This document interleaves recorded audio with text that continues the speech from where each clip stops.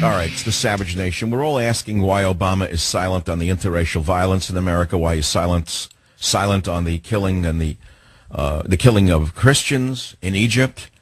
And an article came out the other day in WorldNet Daily saying Obama's brother linked to Muslim Brotherhood. Report says Malik directs radical Islamic movement's investments. And it's a report based upon reports by Walid Shoebat, who says that he read a speech in Arabic on Egyptian television. Joining us now is Walid Shoebat, former Muslim Brotherhood member, former PLO member, now a peace activist. He wrote a book called The Case for Islamophobia. Walid, welcome back to the Savage Nation. This is a very serious... Thank you for having me. Thank you, Walid. In a news report on Egyptian television of a Gabali speech translated by researcher Walid Shoebat, a former PLO organization operative, Gabali said she would like to inform the American people that their president's brother Obama is one of the architects of the major investments of the Muslim Brotherhood. Is that what she said? Yes. This is the former chancellor of the Constitutional Court of Egypt. And she's also the current advisor to the Constitutional Court of Egypt. She's not a small cookie. Her name is Tahani al-Jabali. She stated that the reason the United States cannot fight the international organization of the Muslim Brotherhood is because the brother of U.S. President Barack Obama is the architect of the investments for the international organization for the Muslim Brotherhood. Which brings us back to the issue we discussed on your show before, Malik Obama. She's possibly talking about Malik Obama. She didn't give the name, but she said this is a nugget for the American people, what they do not know. She wants to open the books in the courts. She is, addressing the issues that Americans do not understand. She says the American government will not stop us. We need to open the files and begin court sessions. The Obama administration cannot stop us. They're holding ground. In fact, it's not just in a speech she gave. It's in several interviews. She wants to open the files in Egypt to show how this government collaborated with the terrorists? Is that what you're saying? Absolutely. She's saying that the government collaborated with the terrorists. You look at Benghazi, things that you've never heard in this country. It's all over, circulates the Middle East. In the Benghazi case, even there is a docket number 3790 against Morsi for involvement with terrorism in Libya and Egypt. In fact, even the Libyan government states that Mohammed Morsi was involved in Benghazi. When you look at what the Americans are charging regarding Benghazi, there's only one Libyan, Khattala, a small fry. They're not addressing any of the Egyptian operatives. It was the case in Nasser City terror cell that was busted in Egypt, in which a Libyan was killed. His name, by Reuters, was linked to the case in Benghazi. But Walid, I believe every word you say, by the way, but what you're saying tonight is more shocking than anything you've ever said before. You are saying that Obama's half-brother, Malik Obama, is what, a member of the Muslim Brotherhood, or what? It's worse. Malik Obama, as we stated before, with clear evidence from photos, from events, from numerous articles from the Middle East, everything is disclosed. He works for the Sudanese government. He is an employee of the Sudanese government. He works right under Omar al-Bashir. Muhammad Sarwar is his main boss. He is the executive director of the Islamic Dawah Organization of Sudan. Sudan is a state. It is illegal what he is doing. He is a U.S. resident. He runs a compound of polygamy in Kogelo, Kenya. He runs a 501c3. Louis Lerner is involved in this whole affair. The IRS is involved in this whole affair. He was granted a 501c3 illegally. He was, retroactive when it was illegal. He was lying the whole time, raising funds from the United States. Walid, you detailed all of these allegations in a 22-page investigative report entitled New IRS Scandal, Islamic Extremism and Sex Slaves. Report reveals Obama's relatives run charities of deceit. What is your website so people can decide for themselves? Shoebat.com, just as you spell the word shoe, S-H-O-E, and the word bat, B-A-T, like baseball bat, S-H-O-E-B-A-T.com. Okay, so Malik Obama and Sarah Obama raised money in the United States as the heads of foundations claiming to be charities. The IRS granted one of them tax-deductible status, retroactively going back to 2008. And then you say There are two IRS-approved 501c3 organizations operating in the U.S. by Obama's half-brother and step-grandmother in Kenya. But what does that have to do with the president? Remember, Jimmy Carter had a crazy brother, but you couldn't blame Jimmy Carter, as bad a president as he was, of being his brother. So should we say there's a linkage between the brothers? Well, first we have to prove the link between Obama and the IRS. However, the IRS is linked to Malik Obama and his operation. So there's no way to refute that involvement. How did the IRS scandal begin? It has to have been all these meetings with President Obama in which it was in closed doors to basically begin to attack the Tea Parties and all these other things. So that whole issue is involved. Hussein Obama, the president, is very close, tightly knit with the family. In fact, it's been revealed in Al Jazeera television in which his cousin, Musa Ismail Obama, clearly said the communication is from his uncle, Saeed Obama, and the family in Kogelo in Kenya. And then you have Saeed Obama and all this family are seen with the Wahhabists, are raising funds to the most virulent Wahhabi schools in Saudi Arabia, Al-Qura University. Hello, the Mama Sara Fund, his grandmother's fund, is going to recruit Wahhabi schools from Africa.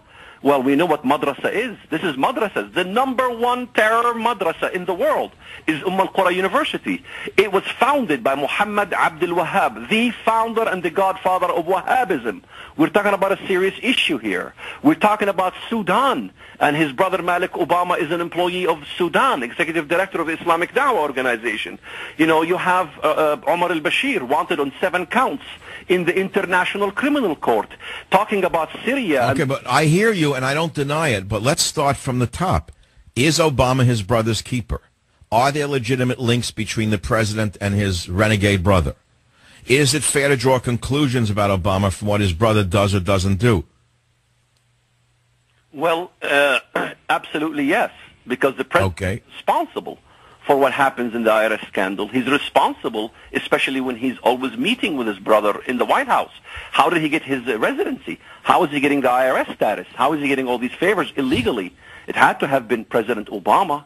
I mean, I can't even apply for those kind of things. You can't. How could Malik Obama? Well, it has to be the last name Obama. It has to be related to Obama. It has to be related to the president.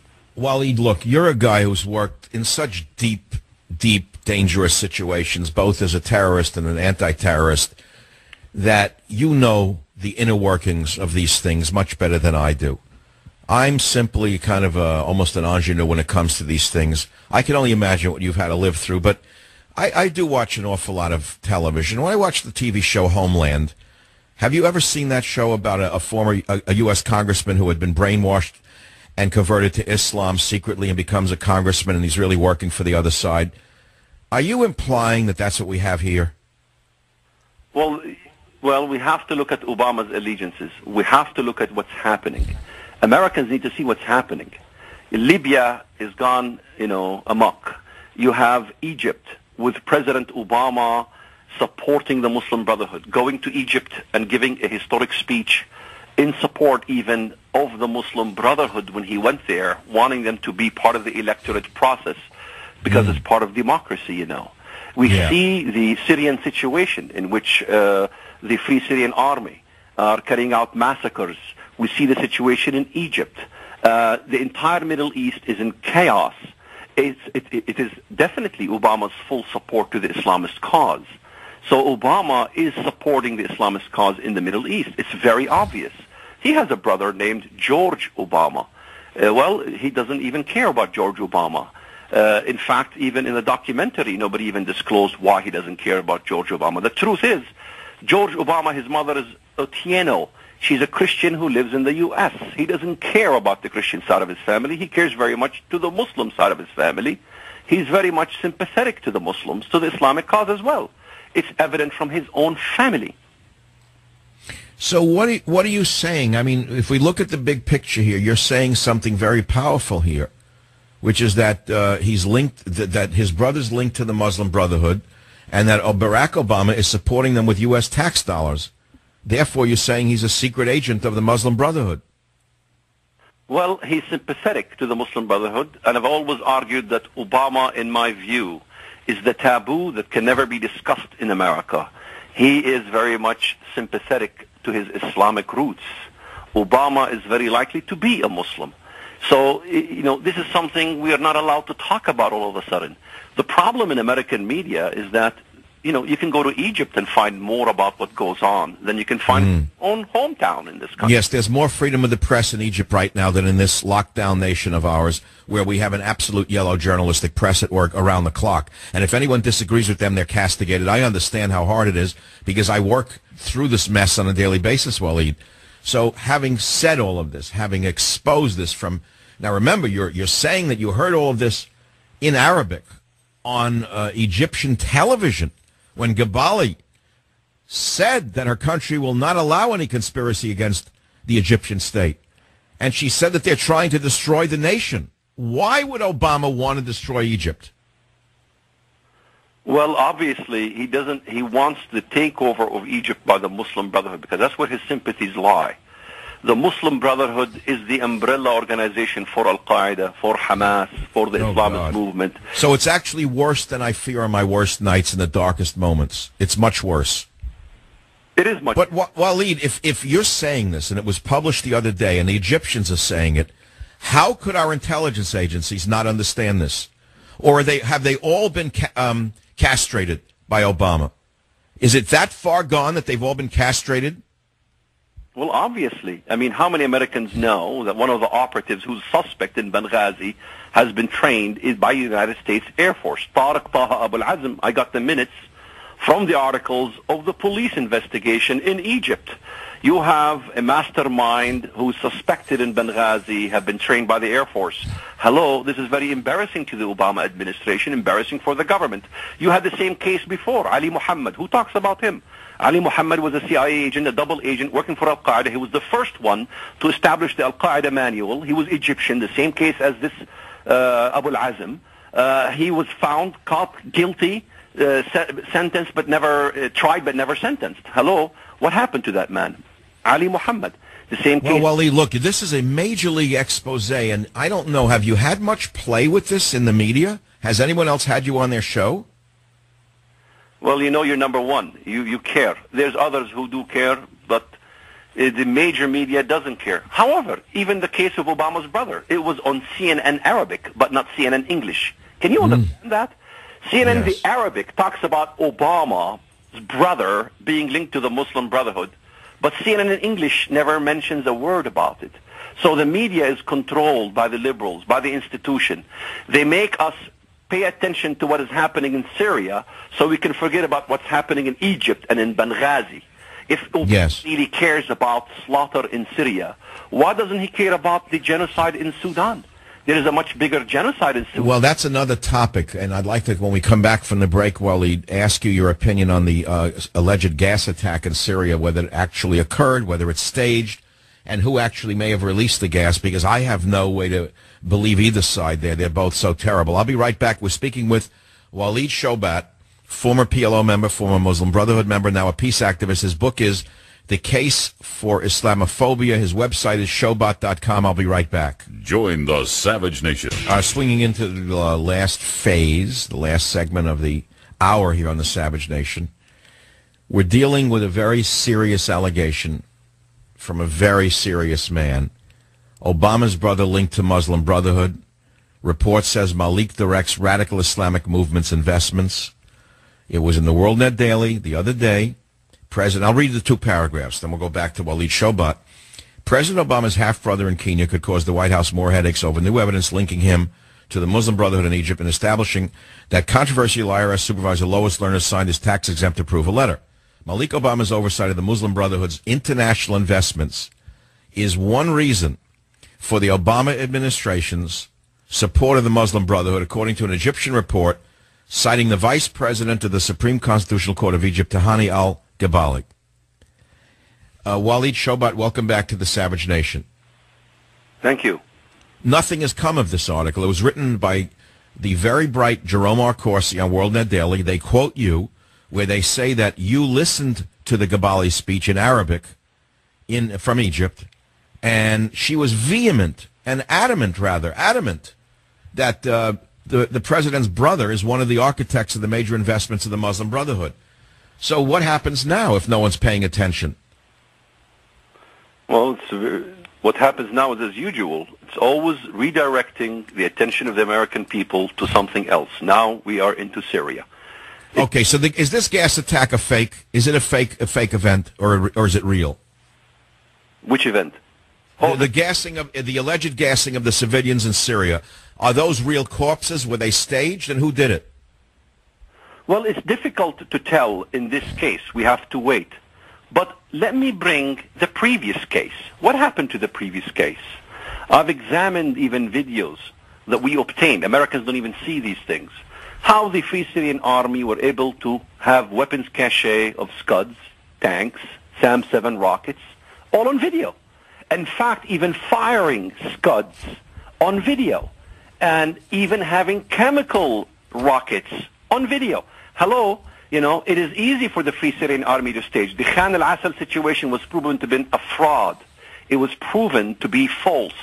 If it is true that in the previous event, the chemical attack came from Bashar al-Assad's army, why is it that in every single testimony from the victims themselves, it showed that it was the Free Syrian Army that lobbed that? How would that be strategically smart for Bashar al-Assad to be carrying out a chemical warfare in Syria when he knows it's exactly what the other side is looking for?